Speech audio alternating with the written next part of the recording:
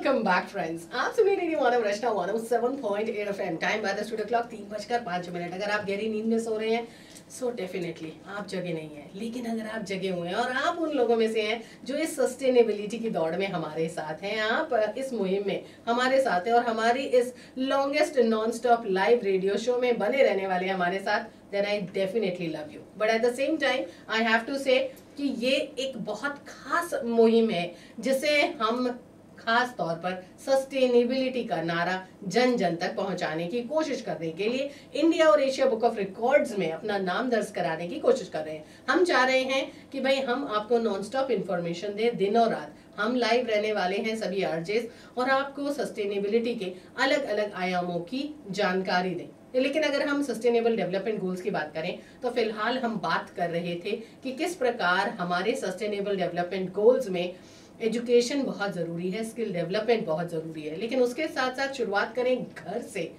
तो घर में समानता बहुत जरूरी है। और ये समानता की बात करें या फिर लैंगिक समानता की बात करें तो जेंडर इक्वालिटी भी तो जरूरी है। सो घर में अगर दो जेंडर हैं, महिला और पुरुष, तो कितने जरूरी हैं कि दोनों को एक जैसा व्यवहार मिले, एक जैसा समानता मिले और साथ के साथ एक जैसी अपॉर्चुनिटीज मिले, इसके बारे में हम बात करेंगे। लेकिन अगर हम पुराने जमाने की बात करें तो हम सभी ये मानते हैं कि पैट्रिक सोसाइटी, पैट्रियार्कल सोसाइटी में हमेशा से पुरुषों का डोमिनेंस रहा है। लेकिन आज 2023 की मैं बात करूं तो जमाना बदल गया है। सो मुझे लगा कि कुछ यूथ से बात करनी चाहिए और उनसे जानने की कोशिश करनी चाहिए कि उनके नजरिए में आज जेंडर इक्वालिटी क्या है। तो सविता जी भी हमारे साथ हैं जो एक बहुत ही जानी मानी एजुकेशनिस्ट हैं, साथ के साथ एनसीसी ऑफिसर हैं, और हमारे साथ जुड़ गई हैं भानुश्रेया शर्मा जो ना सिर्फ एक स्टूडेंट हैं, एक एंटरप्रेन्योर हैं और एक एनसीसी कैडेट रही हैं, एक डिसिप्लिन्ड एनसीसी कैडेट रही हैं। आज ये बताने वाली हैं कि क्या जिंदगी के आयामों में ये महसूस करती हैं कि जेंडर इक्वालिटी है या नहीं। सो स्वागत करना चाहूंगी सविता जी एक बार फिर से आपका, और साथ के साथ भानुश्रेया आपका। नमस्ते नमस्ते। सो भानुश्रेया, सबसे पहले हम बात कर रहे हैं जेंडर इक्वालिटी की, यानी लैंगिक समानता जिसे हिंदी में कहते हैं। सो जेंडर इक्वालिटी यानी महिला और पुरुष या लड़की और लड़का एक समान। बहुत छोटा सा सवाल, क्योंकि आप एक यूथ है, एक बहुत ही प्यारी सी बच्ची आप हैं और आप अपने घर में ही देखें तो बचपन से क्या आपको कभी ऐसा महसूस हुआ कि आपके और आपके भाई में, आपका एक भाई है, सो कभी किसी प्रकार की कोई डिस्पैरिटी की गई?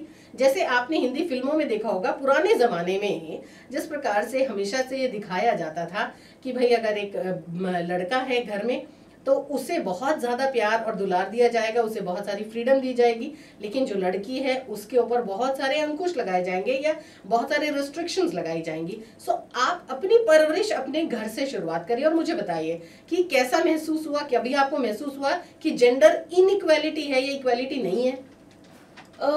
जेंडर इनइक्वालिटी सबसे पहले तो मेरे को कभी महसूस नहीं हुआ अपनी साइड से, क्योंकि बेसिकली ग्रास रूट लेवल पे पेरेंट्स कैसे अपने बच्चों की परवरिश करते हैं, कितना जेंडर इनइक्वालिटी बच्चों को फेस करना पड़ता है, वो फैमिली से ही स्टार्ट होती है जी। अब देखा जाए तो अगर आपके पास फ्रीडम नहीं है, आपके पास मेंटरशिप नहीं है, एजुकेशन नहीं है, अगर पेरेंट्स ही आपको प्रोवाइड नहीं करेंगे जी, तो जेंडर इनइक्वालिटी वाला कंसेप्ट जरूर आएगा।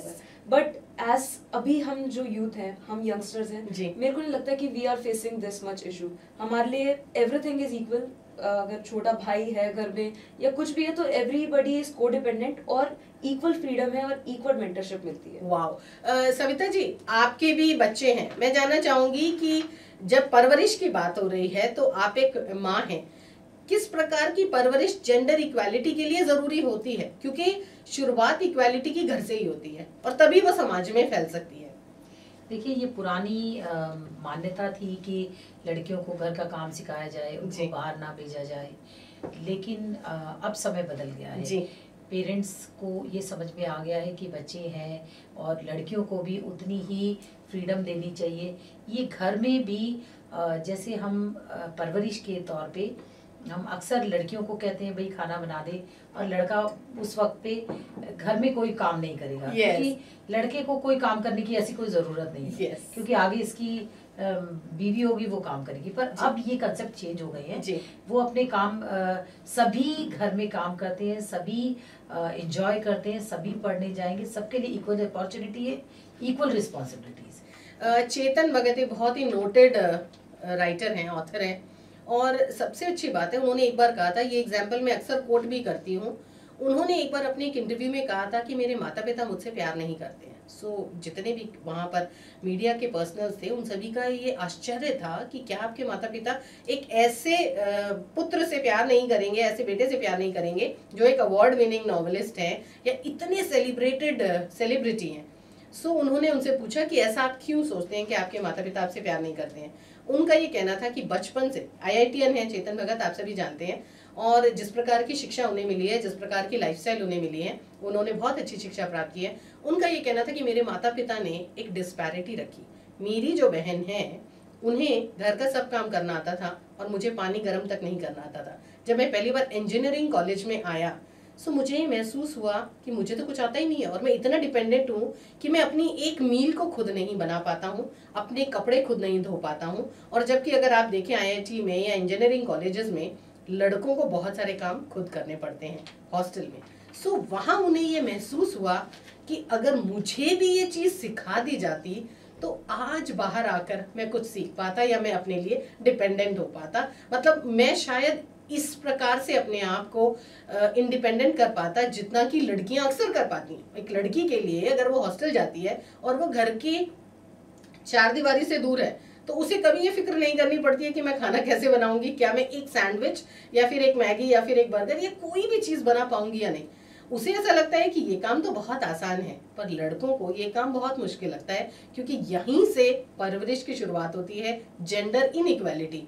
हम उस जेंडर को देखते हैं और हम ये कहते हैं नहीं, इसे ये सीखने की जरूरत नहीं है। ये बिल्कुल आपने ठीक बोला कि जब हम जो भी पेरेंट्स अगर आज भी ये सोचकर अपने बच्चों को, लड़कों को काम नहीं सिखाते हैं कि ये तो लड़का है, इसका काम ये नहीं है, खाना बनाना काम इसका नहीं है या बटन लगाने का काम इसका नहीं है, तो वो ये अच्छी तरह समझ लें कि वो एक ऐसे बच्चे को बड़ा कर रहे हैं जो कि हर हाल में हर छोटे छोटे काम के लिए किसी और पर डिपेंडेंट होगा। यस, चलिए अब हम यूथ की बात कर रहे हैं और जेंडर इक्वालिटी की बात कर रहे हैं। आज के यूथ के इश्यूज काफी अलग है। सविता जी, जिस जमाने में आपकी शादी हुई होगी और आज ये प्यारी सी बच्ची हमारे साथ है, एक यंग ब्राइट स्टूडेंट हमारे साथ है, दोनों के इश्यूज अलग होंगे। आज जब आप शादी की बात की जाती है, आने वाले समय में जब आपकी जिंदगी में आप एक लाइफ पार्टनर ढूंढेंगी तो आप ये देखेंगी कि मेरे पास किस प्रकार की सुविधा है एज अ लाइफ पार्टनर। आप ये नहीं देखेंगी कि क्या वो मुझसे घर के काम करवा रहा है या नहीं, बल्कि आप ये देखेंगी कि क्या हम घर में सामंजस्य बनाकर रह पा रहे हैं या नहीं, या क्या हम कंपेनियनशिप को वैल्यू दे रहे हैं या नहीं। क्योंकि जिस प्रकार से आप आज के ज़माने में आपका अपना एक बिजनेस है, आप बहुत ही खूबसूरत से बिजनेस की शुरुआत कर रही हैं, उसमें बहुत ज़्यादा ज़रूरत पड़ती है कि आपका सारा समय काम में निकल जाता है। और क्योंकि आपका जो स्टार्टअप है वो बहुत ही नया है तो आप अपना सारा समय उसमें देती हैं। ऐसे में अगर आप देखिए, यहीं पर अगर एक पुरुष होता तो उसे सोचने की ज़रूरत नहीं पड़ती, बट क्योंकि आप एक लड़की हैं तो आपको ये सोचने की ज़रूरत होती है कि क्या मैं घर के भी काम कर पाऊंगी, क्या मैं अपने ऑफिस बिजनेस का भी काम कर पाऊंगी। क्या ये परेशानी आज के यूथ को आ रही है? डेफिनेटली आ रही है। yes. देखा जाए तो एक सोशल एक्सपेक्टेशन रखी जाती है yes. कि अगर लड़कियां हैं तो दे हैव टू वर्क और उसके alongside they have to do household. तो ये जो एक्सपेक्टेशंस है मेरे को लगता है ये बोथ साइड होनी चाहिए। एक ही अगर दोनों काम पे जा रहे हैं तो दोनों ही घर का काम एक साथ करें। और ये एक्सपेक्टेशंस जो हैं ये ग्रास रूट लेवल से घर पे ही सिखानी चाहिए। जी जी जी। और ये धीरे धीरे करके आगे अपने आप ही प्रोग्रेस होगी। तो ये जो एक ये जो स्टीरियोटाइप है ये ना अपॉर्चुनिटीज को बहुत लिमिट कर देता है। सविता जी, डोमेस्टिक वर्क सबसे बड़ी जेंडर इनइक्वालिटी लेकर आता है हमारे समाज में, इसको तो आप मानती हैं। आज भी महिलाएं इस प्रकार परेशान हैं कि वो घर की चार दीवारी से बाहर निकल गई हैं। वो ना सिर्फ खुद इंडिपेंडेंट है, अपने लिए रोजगार कमा रही हैं, पूरा घर चला रही हैं, लेकिन जब वो वापस घर आती हैं तो वो घर उन्हीं की जिम्मेदारी है। फिर चाहे वो अपनी जिम्मेदारी को शेड करने के लिए आगे कोई एक डोमेस्टिक हेल्प रखें, परंतु ये पुरुष की जिम्मेदारी कभी भी नहीं थी। और आने वाले समय में मुझे लगता है कि इतना पैराडाइम शिफ्ट या इतना चेंज नहीं होने वाला है। क्या आपको लगता है कि जिस प्रकार से हम 7 सालों में देख रहे हैं कि चीज़ों को हम बदल पाएंगे, क्या पुरुषों की ये सोच बदल पाएगी? देखिए, थोड़ा सा अनफॉर्चुनेट हो जाता है कि जब लेडीज बाहर भी काम कर रही हैं और घर आके उन्हीं से एक्सपेक्ट किया जाता है कि वही रोटी बनाए, वही सब्जी बनाए। yes. चाहे आदमी 5 बजे से आके बैठा है, लेकिन वो वेट करता है कि 8 बजे अगर उसकी बीवी आएगी तो आके पहले उसे खाना खिलाएगी। तो ये कुछ चीजें होती हैं जो कि पहले जो हमारी मानसिकता थी वो ये होती थी, और हम सिखाते भी थे। यहाँ तक कि अगर लड़का 1 कप चाय अपनी बीवी को बना कर दे दे तो उसे जोरू का गुलाम बोल दिया जाता था। लेकिन अब ये एजुकेशन के साथ, टाइम के साथ ये सब चीज़ें चेंज हो चुकी हैं। इवन आजकल सब चाहते हैं कि जितने भी डोमेस्टिक वर्क हैं इनमें उनकी भी इक्वल भागीदारी हो। यस। तो देखिए, जब हम इक्वल भागीदारी की बात कर रहे हैं तो सविता जी, सोच तो है, आज की भावी पीढ़ी हमारे साथ बैठी है और हमारी भावी पीढ़ी ये कहती है कि जो डोमेस्टिक रिस्पॉन्सिबिलिटी है ये इक्वल होनी चाहिए, लेकिन जो सोशल एक्सपेक्टेशन है वो एक बहुत बड़ी परेशानी है। क्यों? क्योंकि आज भी जब कभी भी शादी की बात होती है तो लड़कियों से पहला सवाल क्या पूछा जाता है? क्या आपको घर का काम करना आता है? भानुश्री, आपसे पूछना चाहूँ कि आप घर के सारे काम करना जानती हैं? हाँ जी, बेसिकली मतलब अपने लिए सस्टेनेबल काम मैं ऑफ कोर्स कर सकती हूँ। पर अगर यही काम आपके पूरे परिवार के लिए करने के लिए कहा जाए तो क्या आपको लगता है आप कर पाएंगे? Then I have to leave my work. तो ये एक चीज है कि आप एक टाइम पे एक ही चीज को फोकस कर सकते हैं, right? Yes. So this is something ये कि आप एक्सपेक्ट नहीं कर सकते कि आप काम भी कर लें प्लस आप हाउस होल्ड भी साथ में संभाल लें। सो कहीं ना कहीं लाइफ में कॉम्प्रोमाइज करना पड़ता है डेफिनेटली। और कॉम्प्रोमाइज में हमेशा से जो कॉम्प्रोमाइज होता है वो महिलाओं द्वारा करवाया जाता है, यानी वो फीमेल जेंडर से ही कहा जाता है। क्या आपने कभी भी अपनी पूरी सोसाइटी में या अपनी पूरी लाइफ टाइम में कहीं ऐसा देखा है कि किसी भी परिवार का पुरुष जो है वो घर पर बैठकर काम कर रहा है और परिवार की महिला जाकर ब्रेड अर्नर के तरीके से पैसा कमाने जा रही है? बहुत रेयरली मैंने ये कंसेप्ट देखा है कि हाउस होल्ड बेसिकली क्या होता है कि हाउस होल्ड भी लेडीज ही संभालती हैं और अगर काम कर रहे तो वही संभालती हैं। सो दिस इज अ कंसेप्ट ये कि हाउस होल्ड को हमेशा ही लड़कियों से कनेक्टेड रखा है कि you have to do it. So gender equality की बात हम कर रहे हैं, लेकिन जेंडर इनइक्वालिटी घर के कामों से और घर की चारदीवारी से शुरू हो रहा है। सो क्या हम इसे बदल सकते हैं? बिल्कुल बदल सकते हैं, लेकिन जरूरत क्या है? उसके लिए सबसे बड़ी जरूरत है कि इस जेंडर इनइक्वालिटी को आप परवरिश से खत्म कर दें। सो अपब्रिंगिंग मुझे लगता है एक बहुत बड़ी चीज है। भानुश्री, अगर हम आपके घर की बात करें तो जिस प्रकार आपने कहा कि आपके और आपके भाई में किसी भी प्रकार की कोई भी डिस्पैरिटी नहीं है, आपको एजुकेशन वो मिली जो शायद one of the best in the country होती या one of the best in the city होती, और उसी प्रकार की एजुकेशन आपके भाई को भी दी जा रही है। हाँ जी, एकदम दी जा रही है। अब बात करते हैं उस समय की जिस समय में हमारी डोमेस्टिक हेल्प्स खत्म थी, यानी कोविड का वो समय जब पुरुषों ने जिंदगी में पूरे लाइफ टाइम में पहली बार शायद बर्तन धोए होंगे, झाड़ू लगाई होंगी या फिर घर के काम किए होंगे। मुझे बताइए, अगर मैं आपके घर की बात करूं, सो क्या ऐसा था कि आपके घर की सिर्फ महिलाएं काम कर रही थी और घर के पुरुषों ने कुछ भी नहीं किया था, या वहां पर आप, आपके भाई, आपके पापा, आपकी मम्मी डिस्ट्रीब्यूट करके काम कर रहे थे? डेफिनेटली जब सारे एक साथ घर पे लॉकडाउन हुआ, सबने जब देखा है कि हाउस होल्ड करा कैसे जाते हैं, लेडीज हैंडल कैसे करती हैं, तो जितने भी मेल्स थे घर के उन्होंने कहा कि उन्होंने भी इनिशिएट किया है कि जी हम भी करेंगे साथ में। तो वो इवेंचुअली सबने हाउस होल्ड में खाना कैसे बनाते हैं, अब सबने काम बांट लिया अपने, किसी ने खाना बना दिया, किसी ने बर्तन धो दिए। तो लॉकडाउन का एक प्लस पॉइंट ये भी था कि लोगों ने एक दूसरे का काम सीखा, एक दूसरे की जगह पे आके देखा है कि होता कहाँ है एग्जैक्टली काम। और अगर मैं आपकी एक्सटेंडेड फैमिली की बात करूं, तो ये तो एक आपका परिवार, तो मान लीजिए आपकी मासी हैं या आपके मौसा जी हैं या आपके बाकी कजन्स हैं, क्या उनके परिवारों में भी यही हो रहा था? डेफिनेटली ये मैंने देखा था कि this is a change that was scene after lockdown. ये कि आप देखिए लड़के ही इतनी रेसिपी बना रहे हैं, मेरे फ्रेंड्स जैसे कि आज हमने ये रेसिपी ट्राई करी। इसमें क्या हुआ है कि लोगों को इंटरेस्ट आया, हाउस होल्ड में इंटरेस्ट आया कि काम कितना मेहनती है, कि हम क्या होता है कि टेक इट फॉर ग्रांटेड ले लेते हैं चीजों को। जब आप उसको ग्राउंड बेस पे देखते हैं कि कैसे होता है, कितनी मेहनत लगती है, तब आपको उस चीज की वैल्यू पता चलती है। और लॉकडाउन में उस चीज की वैल्यू ऐसे पता चली है, देखा जाए तो। सविता जी, मैं आपसे जरूर इसके ऊपर थोड़ी सी टिप्पणी चाहूंगी कि पूरे इतने लंबे समय में, मतलब इतनी सारी महिलाएं इतने सालों से काम करती आ रही हैं, यहाँ तक कि अगर मैं रूरल डेवलपमेंट की बात करूँ तो रूरल स्ट्रेटा में तो आज भी महिलाएं पानी से लेकर पूरे के पूरे घर की सफाई से लेकर यहाँ तक कि एग्रीकल्चर वर्क जो लेबर है वो भी करती है, which is very very difficult. लेकिन लॉकडाउन एक ऐसा समय था जब पहली बार जिंदगी में पुरुषों ने ये रियलाइज करा कि घर पर बैठी हुई महिला फ्री नहीं होती है।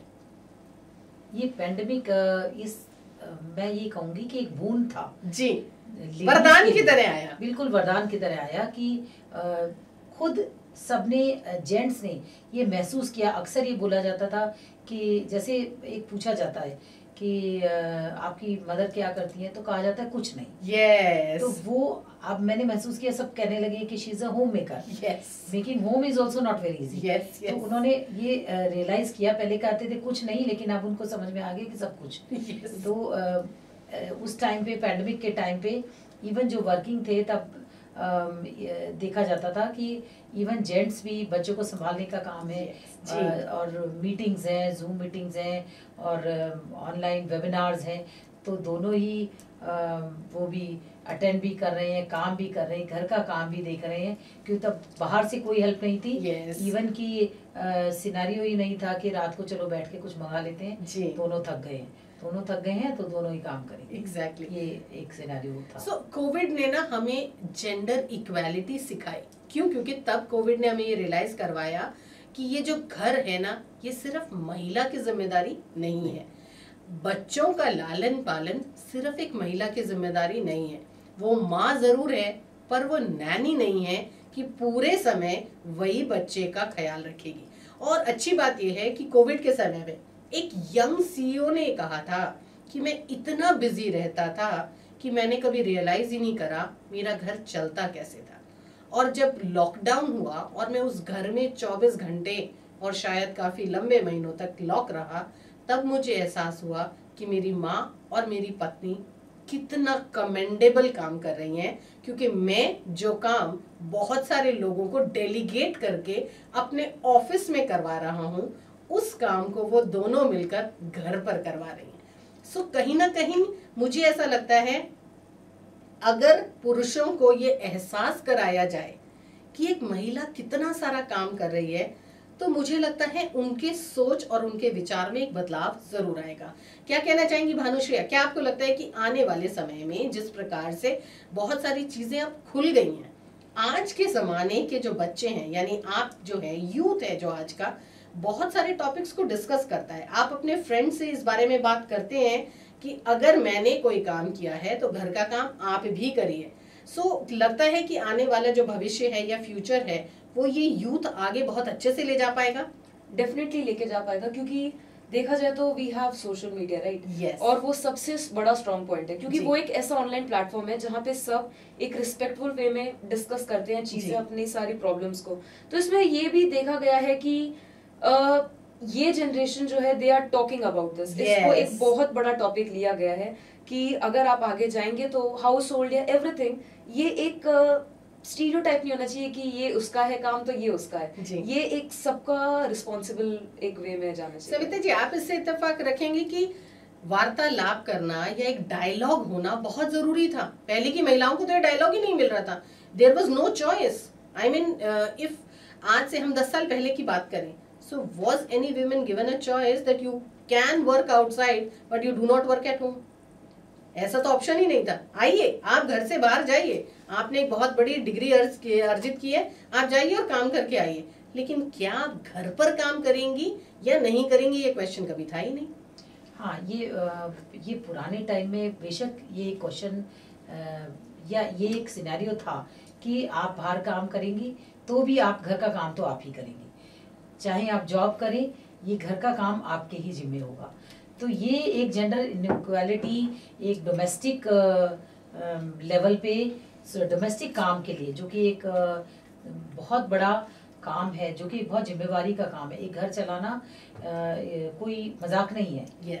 घर चलाना एक बहुत बड़ी जिम्मेवारी होती है। पहले अगर बच्चा बीमार है तो उसके लिए छुट्टी मदर ही लेगी, चाहे वो घर ऑफिस में कितनी बड़ी ऑफिसर क्यों ना हो, उसके लिए फादर को नहीं कहा जाता था कि आप छुट्टी लेंगे। लेकिन आज सिनेरियो चेंज है। लेकिन और ब्रॉडर सेंस में अगर हम लें तो जेंडर इक्वालिटी डोमेस्टिक इससे बढ़ के भी हम समाज में देखते हैं। जैसे कि भानुश्रेया, इसके अलावा भी आप कहीं देखते हैं सोशल में? देखिए, अवेयरनेस मुझे लगता है सबसे बड़ी चीज है जी। हमारे मीडिया में बहुत चीजें ऐसी डिपिक्ट करी जाती है जी, पर जहाँ पे हम सबसे ज्यादा जेंडर इनइक्वालिटी देखते हैं। अब हम सबको ये पता है कि missile man of India is doctor Abdul Kalam ji, right, but missile woman वो किसी को आइडिया नहीं है कि क्या है। शी इज स्टेसी थॉमस, ठीक है, डेफिनेटली दोनों का मेहनत एक है, काम एक है, बट मिसाइल मैन सबको पता है, बट मिसाइल वुमन के आगे किसी को आइडिया नहीं। तो एक ये मीडिया विजिबिलिटी का जो कंसेप्ट है ना जेंडर इनइक्वालिटी में, वो भी है। अब आप जैसे देखिए कि क्रिकेटिंग टीम है, ठीक है, क्रिकेटर्स हैं, अब जितने भी मेल क्रिकेटर्स हैं आप देखेंगे वहां पे जब ब्रॉडकास्ट होता भी है उनका match, there are so many ads going on, उन लोगों को कितनी स्पॉन्सरशिप मिलती है। अब वहां पे आप किसी भी नॉर्मल हमारी यूथ से पूछ लीजिए कि ये आप फीमेल क्रिकेटर का वही बता किसी एक फीमेल क्रिकेटर का नाम बताए, शायद कोई भी नहीं बता पाएगा। हाँ जी, कोई भी नहीं बता पाएगा। So this is a issue where I am thinking कि मीडिया हाल ही में मुझे मौका मिला था रानी रामपाल जी का इंटरव्यू लेने का, उनसे एक मेरा बहुत अच्छा इंटरेक्शन। रानी रामपाल जी वो पद्मश्री अवार्डी हैं, स्पोर्ट्स पर्सन है, जिन्होंने हमारी हॉकी की टीम को जिताया है इंटरनेशनल पेजेंट्स में।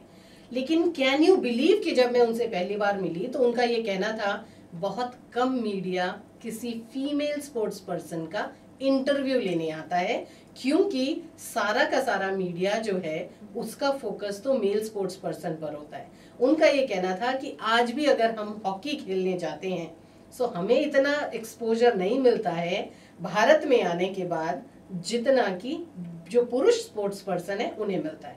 सो आप सोचिए, कहीं ना कहीं आज भी अगर हम टिप्स पर गिनवाने की कोशिश करें तो हम फेमस महिलाओं के नाम गिनवा नहीं पाएंगे, चाहे फिर वो पॉलिटिशियंस हो, चाहे फिर वो कोई बहुत ही बड़ी कॉर्पोरेट टाइकून्स हो, या फिर स्पोर्ट्स पर्सन हो, या फिर कोई ऐसी हो जिन्होंने इनोवेशन की फील्ड में काम किया हो। एक बहुत खूबसूरत सा ऐड है, अक्सर मैं इसकी मिसाल देती हूँ, हाल ही में ये ऐड आया है, सोशल मीडिया पर बड़ा वायरल है। भानुश्री, आपसे जानना चाहूंगी, आपके घर में गाड़ी कौन कौन चलाता है? This is a good question. हमारे घर में गाड़ी पापा भी चलाते हैं, मम्मा भी चलाती है। और ज्यादा गाड़ी अच्छी कौन चलाता है? मम्मी अच्छी चलाती है। सो दोस्तों, ये है आज का यूथ। कैन यू बिलीव, एक जमाना था जब ये माना जाता था कि महिलाएं गाड़ी नहीं चला सकती हैं। सो जब कभी एक महिला गाड़ी चला रही होती थी तो लोग रास्ता छोड़ देते थे, ये उसको ओवरटेक करके यूं निकल जाते थे कि भाई अपनी जान बचाइए। लेकिन क्या आपको पता है कि women drivers are the safest drivers, और ये माना गया है। इस प्रकार का एक डेटा इकट्ठा किया गया है जिसमें कि सर्वे किया गया था, विमेन ड्राइवर्स ना तो कभी ड्रंक ड्राइविंग करती हैं और वो बहुत ही सेफली चलाती हैं। लेकिन हम आज भी ये मानते हैं कि विमेन बहुत अच्छी ड्राइविंग नहीं कर पाती हैं। हाल ही में सविता जी, आपका भी ध्यान लेकर आना चाहूंगी, एक बहुत ही खास एड आया है, वायरल है पूरे सोशल मीडिया पर, जहां पर कि आज के यूथ से ये पूछा गया कि अगर आपको गाड़ी खरीदनी है तो आप इसकी सलाह लेने किसके पास जाएंगे, इसकी एडवाइस लेने किसके पास जाएंगे? सो एक लड़के से पूछा गया और उसका पहला आंसर था माय पापा। उनका ये मानना है कि गाड़ी की जानकारी तो सिर्फ पापा को होती है। लेकिन कैन यू बिलीव, जिस गाड़ी का नाम उसने लिया उस गाड़ी को बनाने वाली एक महिला है, उस गाड़ी की पूरी टेक्नोलॉजी को डिजाइन करने वाली एक महिला है। एक बच्चे से पूछा गया कि अगर आपको एक मोबाइल फोन खरीदना है तो इसकी जानकारी या सलाह लेने के लिए आप किसके पास जाएंगे?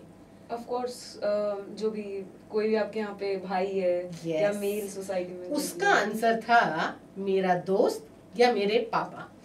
लेकिन कैन यू बिलीव कि उस मोबाइल कंपनी की सीईओ एक महिला है, जिस मोबाइल को वो खरीदना चाहता है, लेकिन उस बात की जानकारी नहीं है।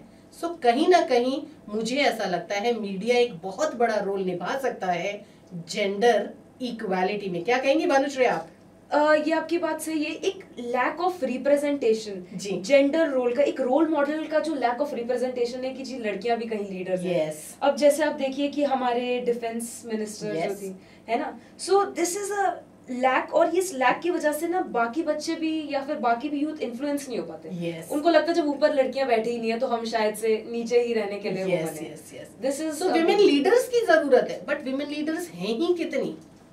नहीं ऐसा नहीं, विमेन लीडर्स हैं लेकिन एक्नॉलेजमेंट उनकी नहीं है। yes. आज भी मैं देखती हूँ स्कूलों में जब चीफ गेस्ट बुलाए जाते हैं तो फेमस क्रिकेटर्स बुलाए जाते हैं, फेमस मैंने आज तक किसी स्कूल को ये नहीं देखा कि उन्होंने किसी विमेन क्रिकेटर को बुलाया हो जिससे कि लड़कियां इन्फ्लुएंस हो कि ओ मैं भी बन सकती हूँ। हॉकी टीम जो कि हमारी ओलंपिक में बिल्कुल टॉप तक पहुंच गई थी, but still they did not get that much recognition when they came back home। हाँ, जो कि उनको मिलनी चाहिए थी, जो कि उनको स्पोर्ट्स में मिलनी चाहिए थी। आज देखिए जैसे कि धर्म के भी अगर हम देखें तो ज्यादातर हर मंदिर पंडित होते हैं। अगर आपने धर्मगुरु, अगर आप एक कोई भी ऐसा मुझे मंदिर बता दीजिए जिसमें पंडिताइन हो। हाँ, पंडिताइन है कि जी यहाँ की जो वो है वो पंडिताई वो लेडी करेंगी जी। तो जेंडर इक्वालिटी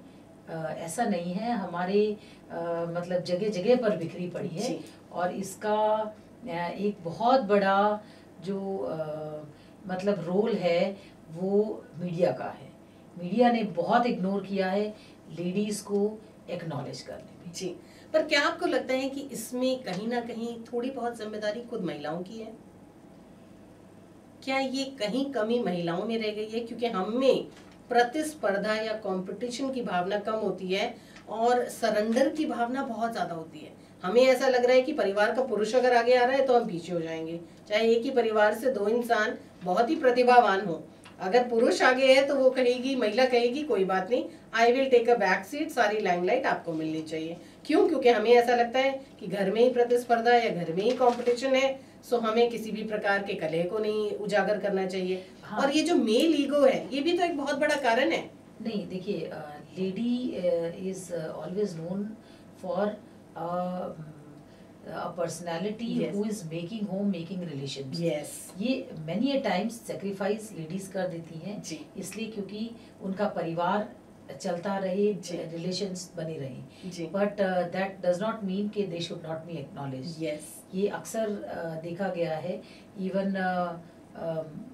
जैसे कि गवर्नमेंट वगैरह है, इनको आगे आना चाहिए, जो कि सीन वगैरह जो कि देखिए अगर हम सरकार की बात करें तो सविता जी मैं यहाँ पर ये बात जरूर हमारे सभी श्रोताओं को बताना चाहूंगी कि सरकार एक ऐसी मुझे ऐसा लगता है एकमात्र सरकार ऐसी जगह है या सरकारी तंत्र ऐसी जगह है जहाँ किसी भी प्रकार की डिस्पैरिटी नहीं है, वहाँ पुरुष और महिला बिल्कुल समान है।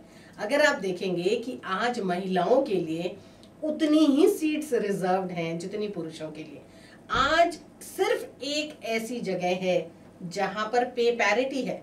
आप पूरे कॉर्पोरेट्स में चले जाइए, बॉलीवुड इंडस्ट्री को देख लीजिए, ग्लैमर इंडस्ट्री को देख लीजिए, आप बड़ी से बड़ी ऑर्गेनाइजेशन में चले जाइए, वहां पर महिलाओं की और पुरुषों की जो सैलरी है उसमें जमीन आसमान का डिफरेंस है। इर्रिस्पेक्टिव कि जो महिला है वो किस अच्छे कॉलेज से या किस इंस्टीट्यूशन से पढ़कर आई है, कितना एक्सपीरियंस वो होल्ड करती है, लेकिन सिर्फ सरकारी तंत्र ऐसा है जहां आप महिला हैं या पुरुष हैं, आपकी सैलरी बिल्कुल बराबर है। ये तो है। गवर्नमेंट के तो मानुषी आप बताएंगी कि हाँ जी, तो गवर्नमेंट इन्हें बहुत ज्यादा इनिशिएट करा। अभी रिसेंटली मैंने पढ़ा है कि कैसे रिपब्लिक डे जो 2024 का है जी, it will be only led by womens, और पार्टिसिपेंट सारी विमेन्स होंगी। This is a really great chance आगे आने के लिए। अब एक हमारे को ये भी पता है कि एनडीए का फर्स्ट बैच निकला है। आप ये देख रहे हैं कि not even in work place, यहाँ पे आर्मी में भी लड़कियों को एम्फेसाइज करा जा रहा है कि आप आगे आइए। अब जैसे अग्निवीर में भी सारी महिलाओं को शामिल किया गया है। So these are the government initiations जो वो ले रहे हैं, जो लड़कियों को आगे बढ़ाने का मौका मिल रहा है। सो देखिए, महिलाओं को आगे लाने के लिए सरकार पुरजोर कोशिश कर रही है, लेकिन जरूरत ये है कि अब हमारा समाज भी उन्हें सपोर्ट करे। जब कभी भी बात हो रही है कि आप आगे बढ़ें और अपना एक अच्छा करियर बनाएं, जहां जहां पर सरकार कोशिश कर रही है वहां परिवार और समाज भी एक अहम हिस्सा निभाए। नहीं, आज के दौर में देखिए जहाँ पर अभी भानुषा ने बात की इसकी आर्म फोर्सेस की जी। पहले एक जमाना था जब आर्म फोर्सेस लड़कियों के लिए नहीं था जी। लेकिन आज जैसे कि बताया इसने एनडीए का सेकंड बैच इस साल सिलेक्ट हुआ है जी। अग्निवीर, जो कि लड़कियों के लिए कभी भी नहीं रहा था, जिसमें कि इन्फेंट्री और फर्स्ट लाइन में जाके कॉम्बैट्स वगैरह होते हैं, वहाँ पे भी लड़कियां हैं। फर्स्ट फाइटर पायलट हमारी लड़की आ चुकी है, नेवी में हमारी लड़कियां आ चुकी हैं, सेलर्स आ चुकी हैं, सबमरीन चला रही हैं। तो this is actually government is giving them opportunity. और ये अब देखेंगे gender, this is called gender equality. जब उनको इक्वल मौका मिला तो वो वहाँ बिल्कुल सामने खड़ी है। जैसे कि इसने बताया 26, this is going to be, I am really looking forward कि कर्तव्य पथ कैसा दिखेगा। जी। 26 जनवरी को 26 जनवरी महिलाएं मार्च करेंगी और लीड करेंगी। नहीं, लीड नहीं, ऑल द कंटिजेंट्स सिर्फ लेडीज होंगे, band ladies, tableau ladies, it is all women show. And एक सैल्यूट कौन ले रहा होगा? एक महिला, एक महिला, द्रौपदी मुर्मू जी। तो this is going to be a very great, शायद महिला सशक्तिकरण का सबसे उम्दा उदाहरण शायद ये 26 जनवरी की परेड हो सकती है। दोस्तों, ऐसा नहीं है, जब हम बात कर रहे हैं जेंडर इक्वालिटी की, धीरे धीरे समाज में फिल्ट्रेशन आ रहा है। धीरे धीरे समाज में हम कोशिश कर रहे हैं कि ये जो इक्वालिटी है वो आए।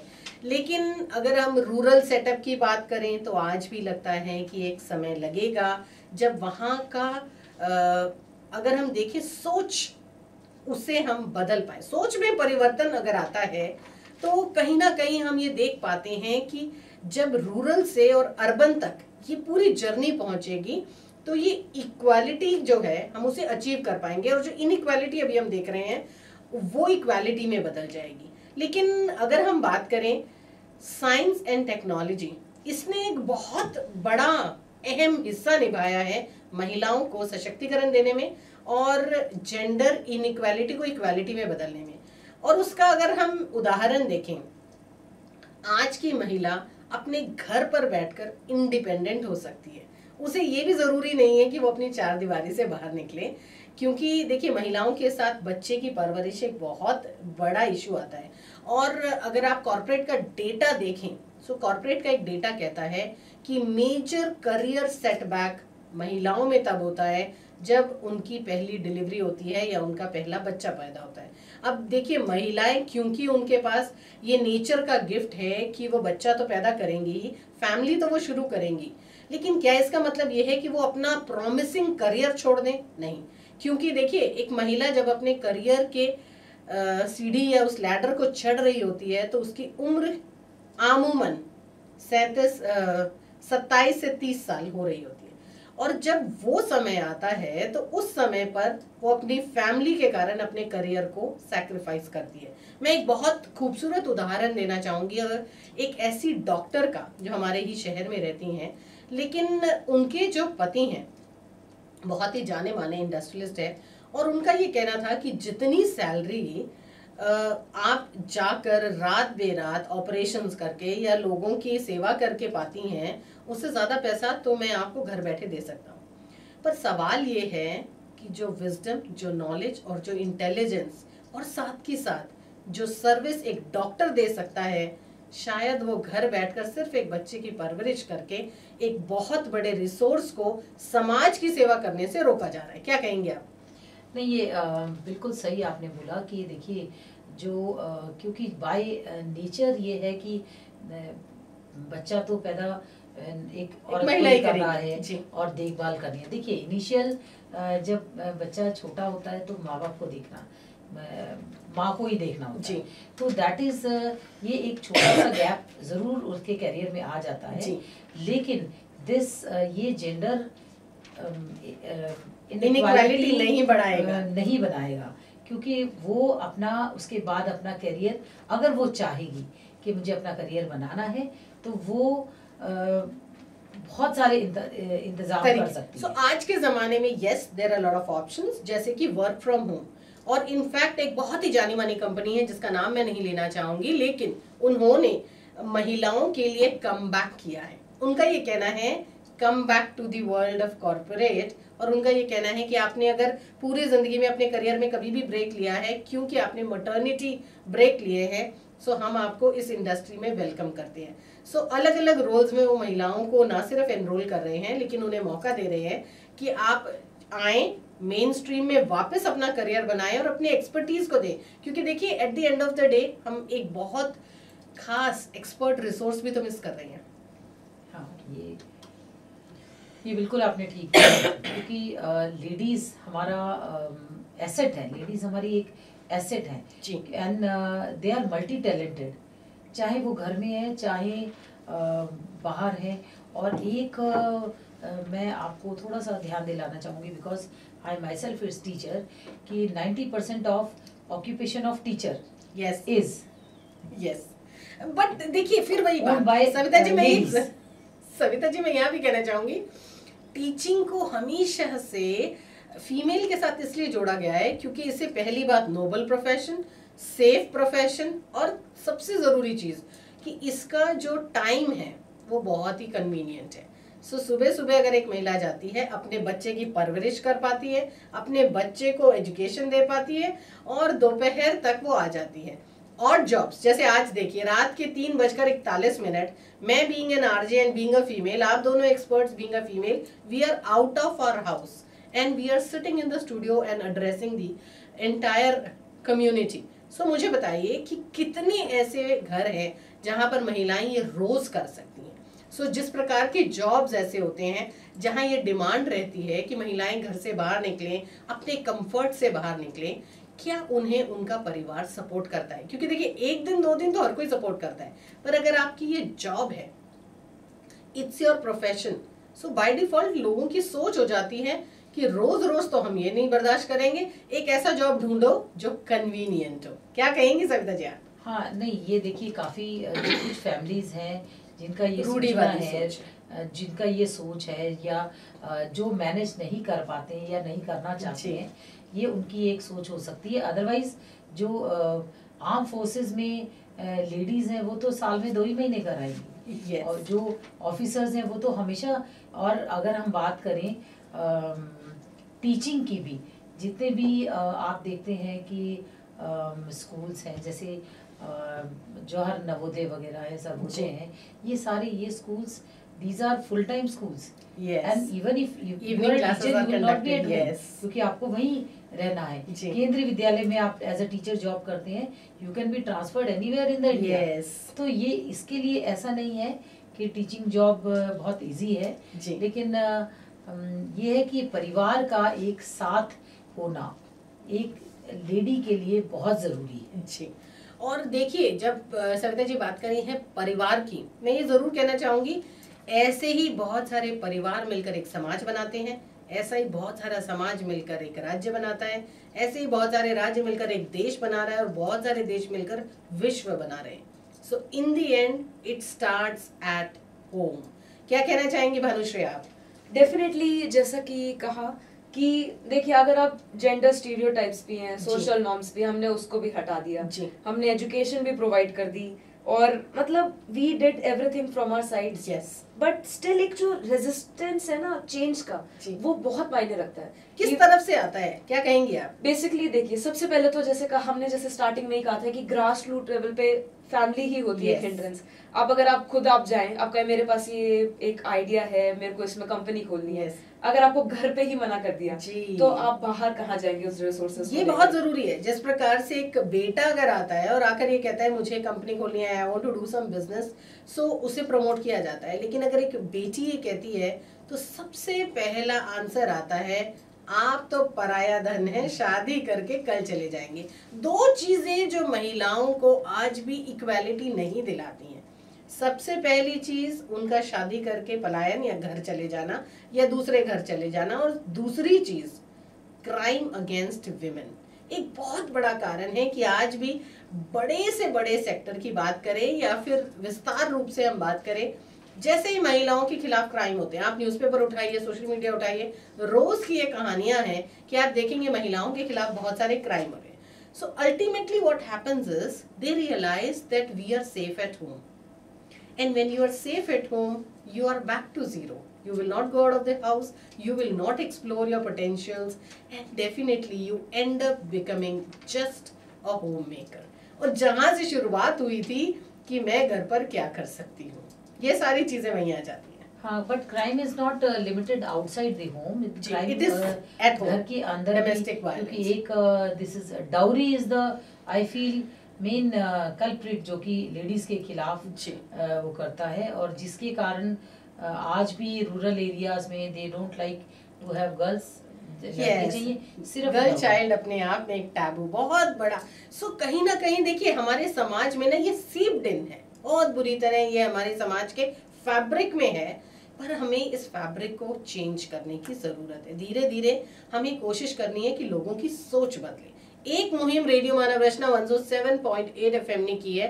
हम longest non stop live radio show आपके लिए लेकर आए हैं. सस्टेनेबिलिटी के अलग अलग आयामों पर हम बात करने वाले हैं. जेंडर इक्वालिटी पर आज हम बात कर रहे हैं. अगर हम सस्टेनेबल डेवलपमेंट गोल्स की बात करें तो गोल 5 जेंडर इक्वालिटी है, और हम ये बताने की कोशिश कर रहे हैं आप सभी को कि ये सारी चीजें, ये सारे बदलाव तब हो सकते हैं जब एज एन इंडिविजुअल आप खुद अपने अंदर बदलाव लेकर आए. आज की यूथ की हम बात कर रहे हैं, यूथ के चैलेंजेस को जानने की कोशिश करते हैं. एक जमाना था Bhanushreya, love marriages used to be a big thing. आज के जमाने में या आपके युग में love marriage is not a big thing, but marriage is a very big thing. क्या आप शादी करना चाहते हैं या आप शादी नहीं करना चाहते हैं?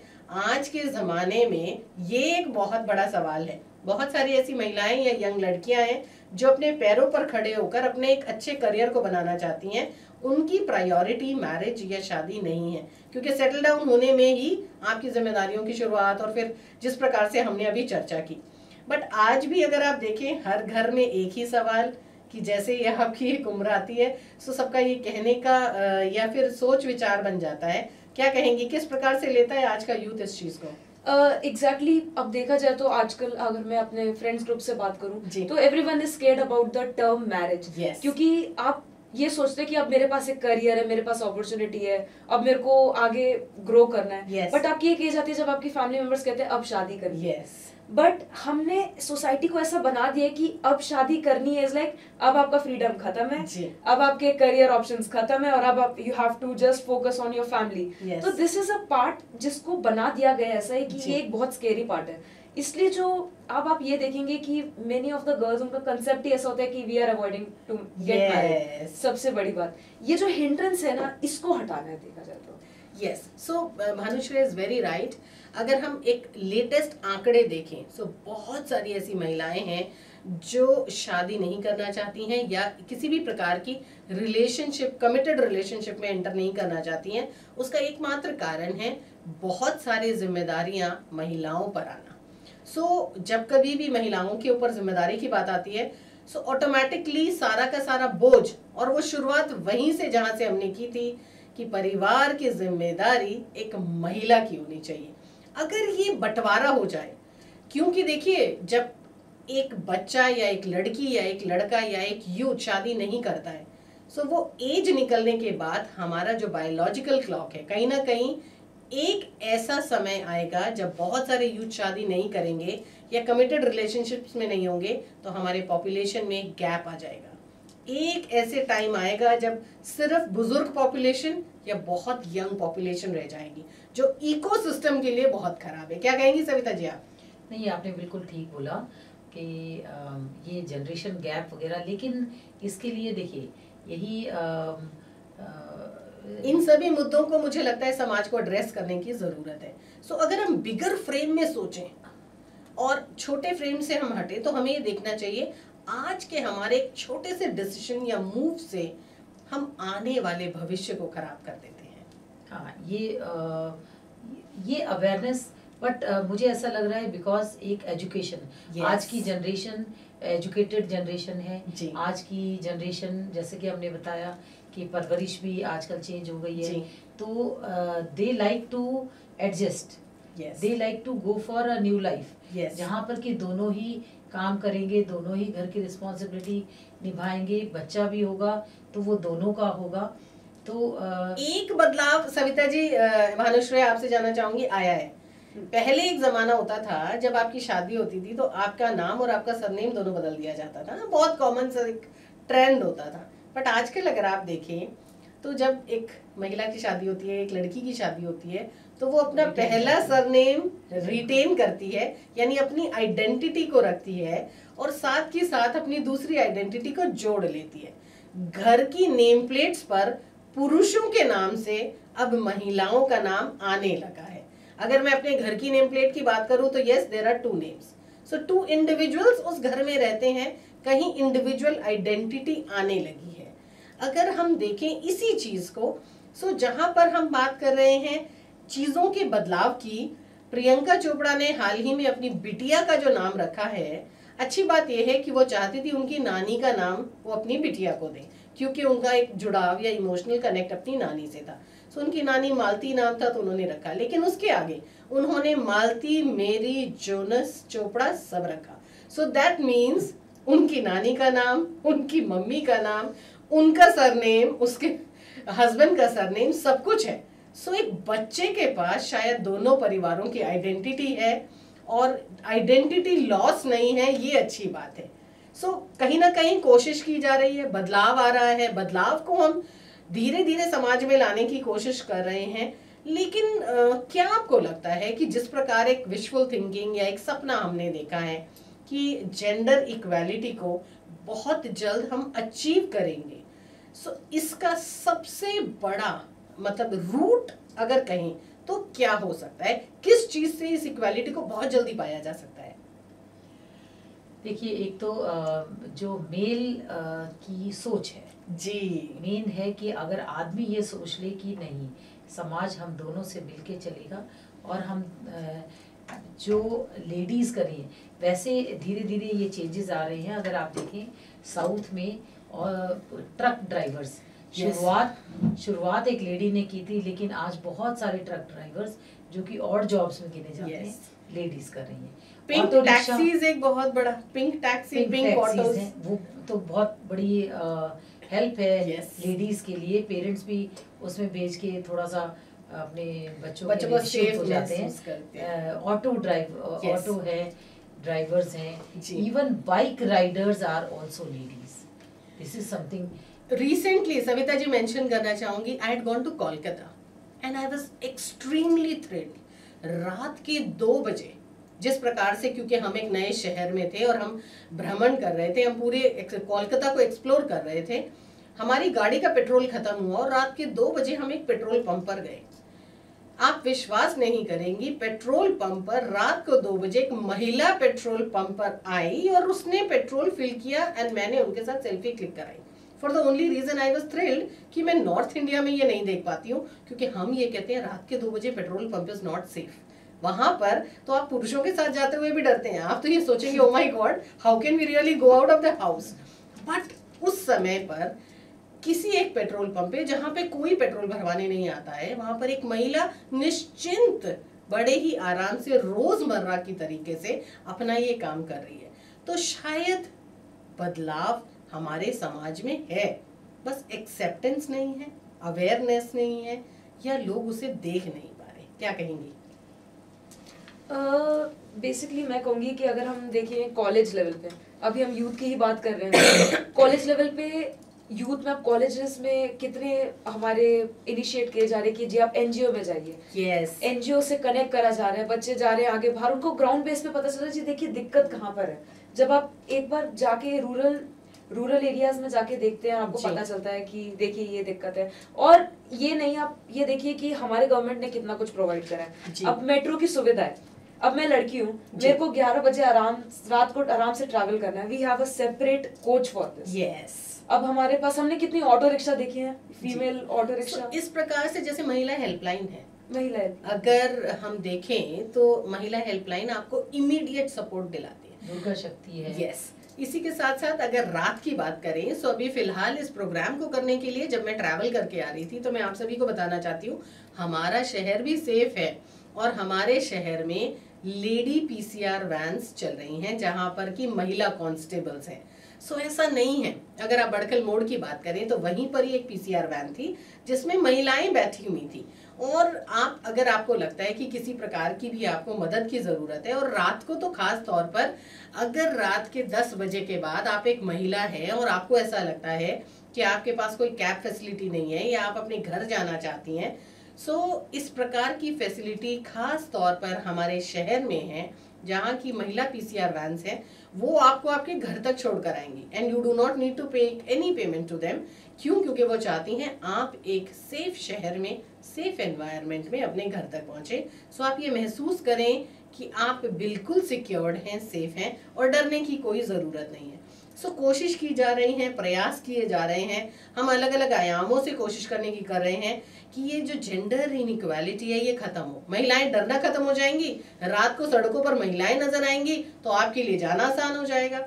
जितनी भी ऐसी जॉब्स हैं जहां पर रात को आप जाकर काम कर सकते हैं, सो कितना आसान होगा कि महिलाएं सड़कों पर मिलेंगी तो आपको डर ही नहीं लगेगा। लेकिन वहीं पर अगर महिलाएं सड़कों पर नहीं होती हैं तो ऑटोमेटिकली दैट फियर सीप्स इन और फिर क्राइम होते ही हैं। सो मुझे लगता है कि जिम्मेदारी न सिर्फ पुरुषों की मानसिकता बदलने की, लेकिन साथ के साथ महिलाओं में पहल करने की भी है। सो आइए, बाहर आइए, कोशिश करिए, ट्राई करके देखिए। बहुत सारी महिलाएं हैं जो आपको सपोर्ट करने के लिए तैयार है। और इसके अलावा गवर्नमेंट के भी इतने सारे इनिशिएटिव्स हैं जी एम्पावर करने के लेडीज को।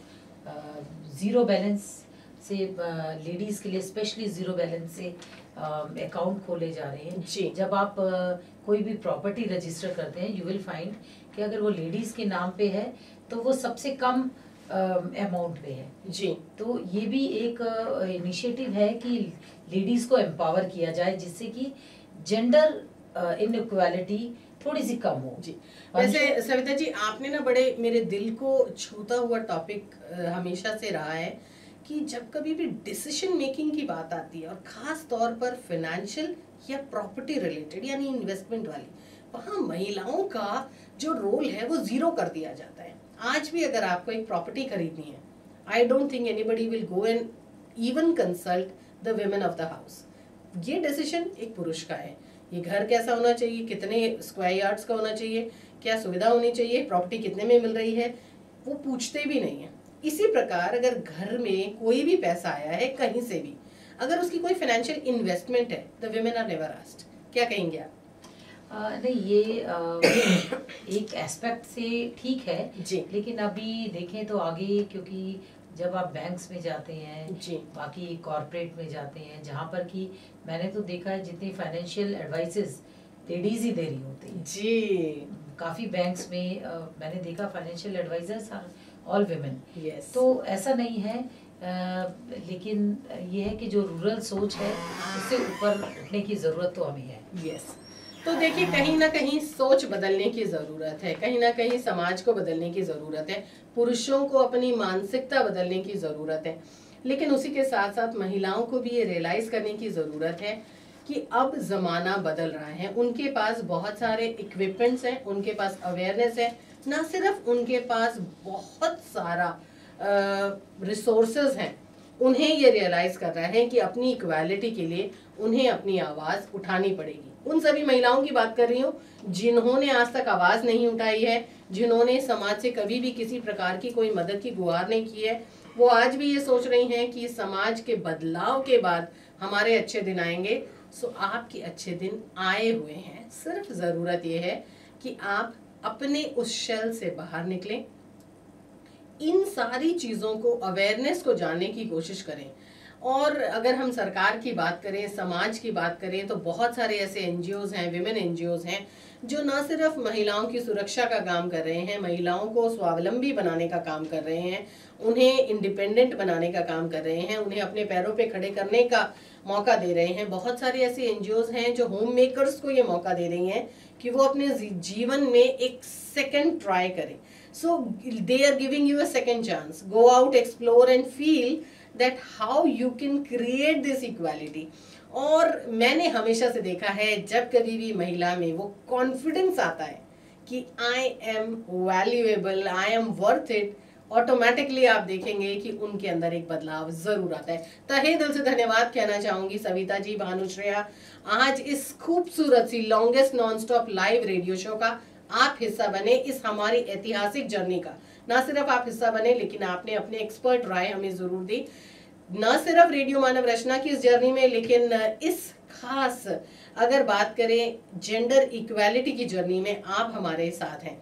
आप जैसी महिलाएं, आप जैसा यूथ आने वाले समय में एक इतिहास जरूर क्रिएट करेगा। ऐसे ही इतिहास हम क्रिएट करने की कोशिश कर रहे हैं। बने रहिएगा रेडियो मानव रचना 107.8 FM के साथ। Feel good, feel live.